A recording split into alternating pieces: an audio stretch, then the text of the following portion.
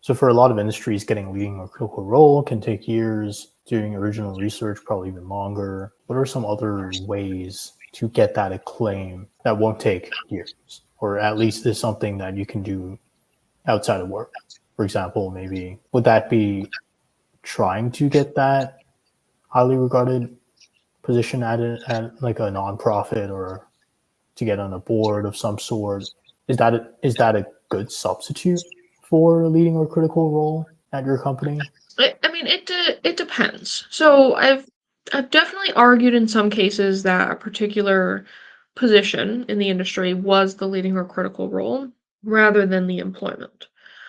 Um, but you do have to prove that significant time and effort was put in and that you actually contributed and grew the organization. If you're in the US, you also have to maybe show that you had work authorization, which is more difficult. It's easier to do this kind of thing for people who are outside the US working in their own countries. But as far as identifying these opportunities, it can be really difficult for a third party to do that for you. A lot of times, the best opportunities are really only known in the industry. Like if you are a manager or a senior professional and you've been working in the industry for a long time, you know who has influential voices in your industry. So you know what organizations are good, what organizations are seen as not so good. You will probably have a better idea or a better feel of what might be a good opportunity than any attorney would have. So, I mean, I do vet these opportunities sometimes, but I don't find these opportunities a lot. I do really recommend that these are more industry or niche focused,